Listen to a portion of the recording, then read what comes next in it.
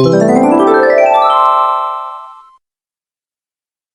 what's up guys? Hello! Welcome to my vlog and this is me, your Captain Cherry. So ngayon guys, ang ating vlog ay unboxing ako ng aking lightstick and magbibigay ako ng 10 shop na aking nabilhan.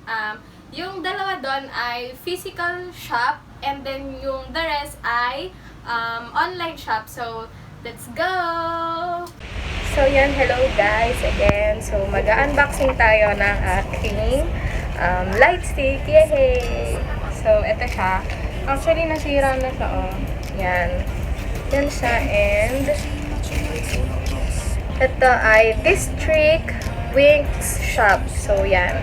Ayan yung kanyang calling card or thank you card. Your support means the world to District Wings. We're so grateful for the trust you place in us. We hope this package brightens your day as much as your order has made us. So, ayun. Ito yung pinag-orderan ko, ang District Wings Shop. So, let's go the unboxing. So, ito muna. So, yeah. Actually, dalawa kasi siya. Dalawa yung binili ko. Actually, ito ay bigay sa akin ng ninang ko. So, thank you po, ninang. And, kasi yung anak niya is XOL din. And, gusto din bumili ng light stick. So, ayun, nagpabili siya sa akin ng light stick and sinama niya na sa akin. So, yung isa nito ay sa anak na, itatabi ko na. Ito.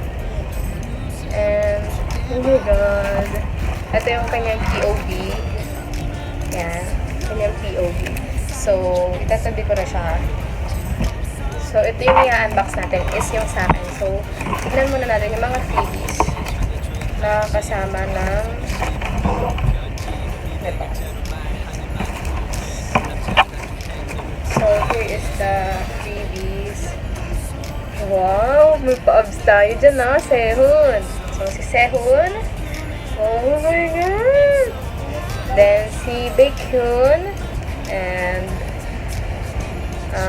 OT6 and then sila din. So yan, nagkikit ng freebies nila. And so eto. And then so this is my light stick. Yay! Actually ito, in-order ko siya is ng September pa since pre-order siya and group order. Ngayon lang siya dumating. And it took 6 months, September, October, November, December, January. 5 months lang pala. So, 5 months akong nag-antay dito. Kaya, ito na siya. Ito na siya, guys. The long wait is over and I'm so happy kasi hindi pa ako nag-go 1 year. Meron na agad akong light stick. And kwento ko sa inyo, I'm on BBL.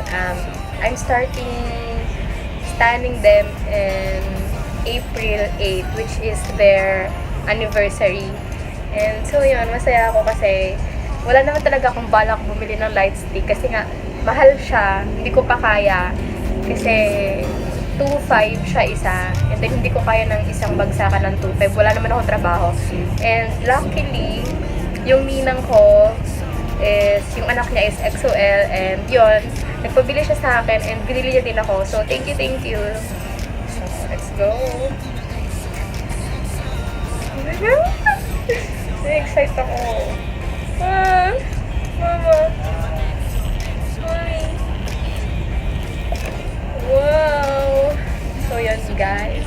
This is my EXO light stick, the Airborne version 3. So, yan. Ang ganda niya. So, wala akong battery. So, itatry ko siya mamaya. And, oh my God! And this is the hologram sticker na kasama nito. And, alam ko is, meron din siya.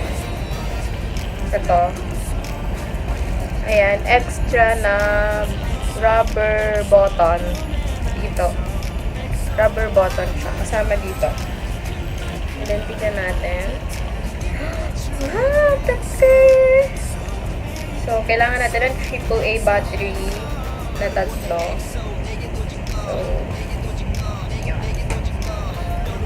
So, yun guys. Mamaya, ito-testing natin siya. Ito-try natin siya. Ito-try natin. Yay! I'm so happy. I got my, official light stick. So, concert na lang ang kulang, guys. So, yun. Tignan natin kung sino yung kasama niya POV. Si Suho. So, yan. May kasama siya nito na POV, yung sticker.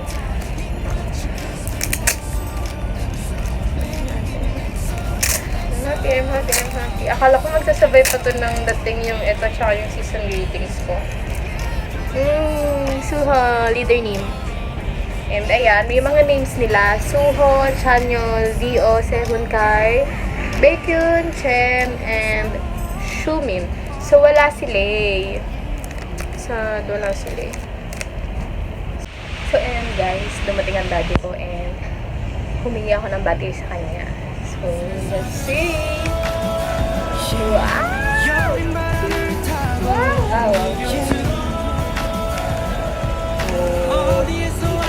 So, yay!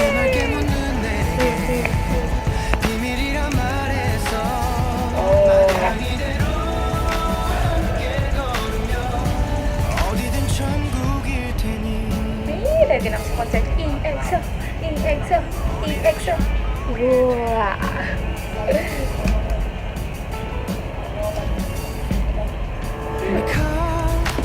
Kim Junmyeon. Sigurado yung chan nila. Kim In-seo, Jang Wi-shin, Kim Junmyeon, Yoon Baekhyun, Park Chan-yeol, Kim Jong-bae, Do Kyung-seo, Kim Jong-il, Oh Se-hun, EXO!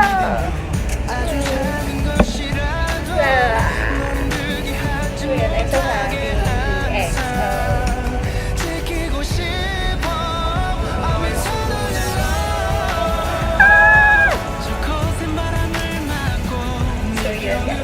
Bye-bye! So yun guys, ang next naman natin is magbibigay ako ng 10 shops dito sa Philippines and sa mga nabilhan ko. Kita nyo ba yan? Yung mga nabilhan ko ng album ko. So magbibigay ako ng mga shops sa mga gustong bumili or nagbabalak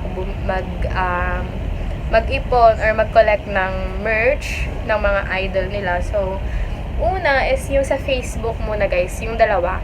So, ang una sa Facebook ay ang Shop Park Jimin. So, doon ako bumili ng album ko na Candy Delight ni Baekhyun, which is sealed album siya. So, doon ako bumili and medyo pricey nga lang sa Facebook since madami kasing target market sa Facebook eh. So, parang mas mahal siya compare natin sa Twitter. And yun, mas mahal siya kaysa sa Twitter. So yun, ang Shop Park Jimin. So may mga sale din siya. Hindi lang siya sa EXO guys. More on BTS yung nakikita ko doon. Pero nagbebenta rin sila ng ibang groups like EXO and Hypen, Blackpink. Actually, nakadalawang transact na ako doon. And may pangatlo pa, hindi pa siya dumadating. So, yung pangalawa kong transact is yung The Album. Hindi siya The Album. Yung How You Like That na album ng Blackpink. So, dun bumili yung pinsan ko. Sinabi ko na isa yun sa magandang shop. So, yun. Dun kami bumili. And ayun yung first shop na nabilhan ko. And then, una yun. Then, ang sunod ay K-Popsicle.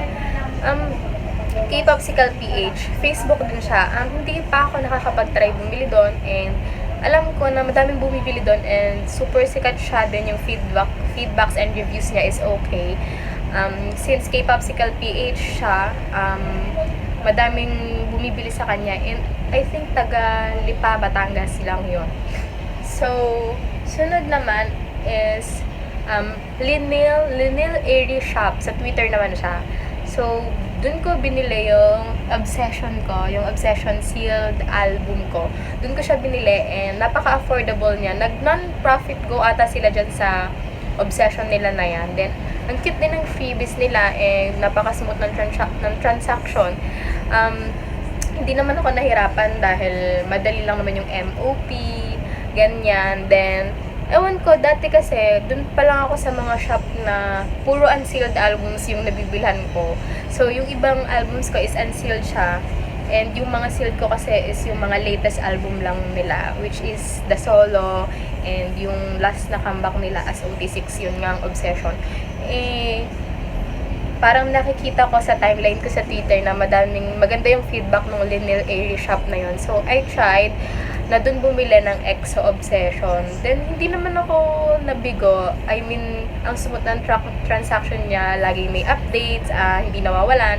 And then, kapag nandiyan na yung item, talagang ina-update nila yung email mo na on processing na yung order mo. Then, ito na yung tracking number ng ng parcel mo. So, yun, ganun kabilis. And, sa Linil Airy shop na yon is, ang nabili ko ay ang Obsession, the album, and sinabay ko yung pinsan ko. And, doon ko rin binili yung season greetings ko, at saka, yung Growl na unsealed album. Yun, doon ko binili. And, wala pa yung aking, season greetings, in transit pa siya dito. So, yun, nag-aantay ako. And, alam nyo guys, napasubo ako doon. Wala akong balak bumili ng season greetings kasi mahigit 2K yung magagastos ko. And, ayun, napa-add ko kahit ako. Sorry na, So, yun, Linil Airy shop. Sa Twitter siya, guys. And then, sunod naman is the Toben shop. So, yun, Twitter din siya, guys. Napaka-affordable din doon since minsan non-go profit sila. So, doon ako bumili ng ano nga ba yung binili ko doon? Kasi sa pinsan ko yun yung binili kong yun. Yung EXO CS na 1 billion views. Pero hindi yan. Kasi unsealed lang yung binili ng pinsan ko. And like lang din siya ng Linil Airy shop. Nag-update sila na on process na. And ito yung tracking numbers mo, ganyan.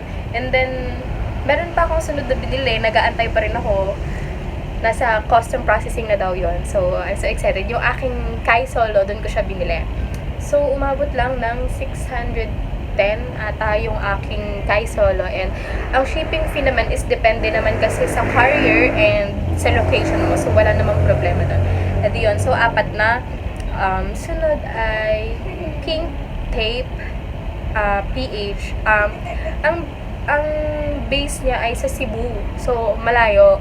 And, nakilala ko lang din yun sa Twitter. So, dun ko binili yung aking 1 billion views sealed albums. Kasi minsan lang, I mean, ang masasabi ko sa shop na yun is, nagkaroon kasi ng problem that time nung sa box namin. So, nagkaroon ng flood sa Korea, then may bagyo dito. So, natagalan. In-order ko siya ng July, dumating siya ng October. So, ayun, sobrang tagal nga lang and dumating sa point na dapat i-refund ko na, but then hindi ko na tinuloy kasi nga sayang naman yung effort nila, so wag na lang. And maganda rin siya, smooth yung transaction niya, maganda naman yung pagdating ng package dito, and pinipicture nila yung package mo and bago nila i-deliver sa'yo para kung may mali or something what, ganyan. Tapos sunod ay ang K-District Music or K-Music District siya, yun. So, doon ko binili yung dalawang version ko ng Delight Candy. Yung mint and tsaka yung honey version. Doon ko siya binili. And okay din naman siya. Matagal din. Lahat naman kasi ng Go matagal. Kasi nga, group order siya and then hindi na natin handle yung console dun sa Korea since galing pa siya ng Korea. Hindi naman natin hawak yun. So, okay lang naman. Sanay naman ako mag-antay. Siyempre, sanay ako mag-antay. Hanggang mag-antay na sa EXO. Yeah, what? EXO talaga! Ang comment ko lang doon is medyo pricey din yung kanyang local shipping fee. And yung local shipping fee ko is umabot ng 220. Yun, 220. And okay naman siya. Okay siya para sa akin. Then, ang sunod ay #Marupok shop. Yon. Mostly, ang tinitinda kasi doon ay unsealed albums. Minsan lang sila mag-go ng sealed albums.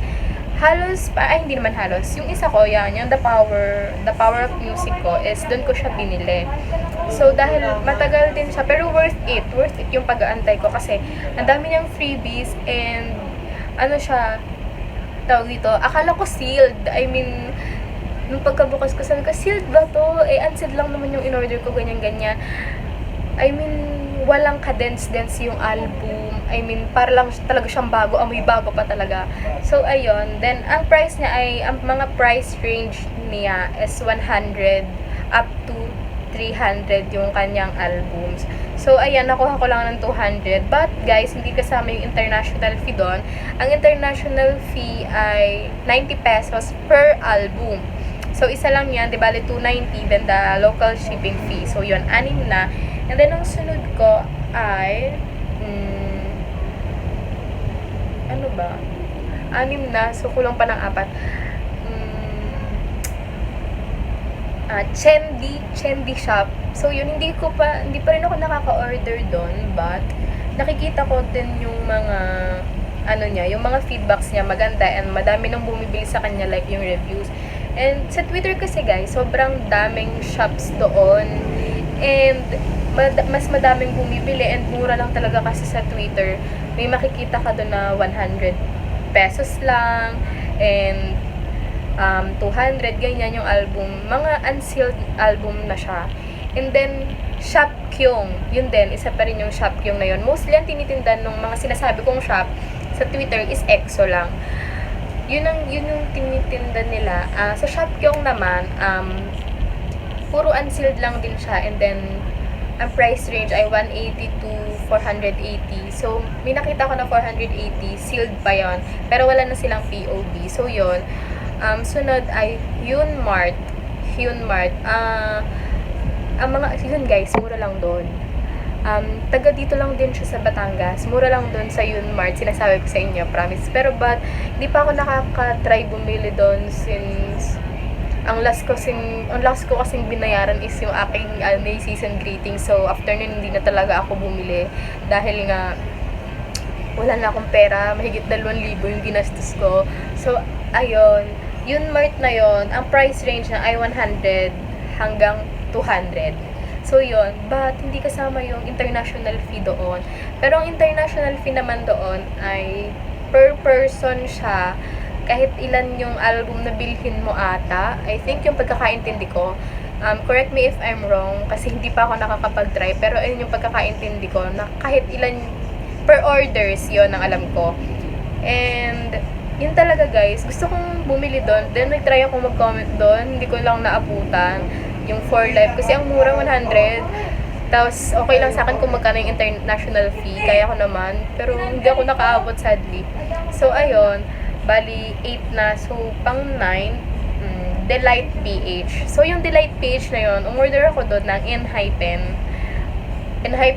na sealed album. Hindi pa lang siya dumadating. Sa pinsan ko kasi yon, so parang naging shop na rin ako ng mga pinsan ko, no? Pero, okay lang. So, sa akin naman, okay lang din. Kaunti pa lang yung feedbacks niya since kaka-start lang ata niya. Yon. So, okay naman. So, titingnan natin kung gano'n ka-smooth yung transaction nila doon. So, pang 10 is yung Boodle OTW. Yon, Boodle OTW. Halos lahat ng albums ko dyan is galing doon. Yung iba, giveaway dyan yung album ko. Like, nung isang Obsession version. Nakuha ko siya doon sa giveaway ng Boodle OTW. Kaso nga lang, close na sila ngayon sa Twitter since lumipat sila sa Facebook. And after nung naglipat sila sa Facebook, hindi na ako nag-transact sa kanila dahil nga no to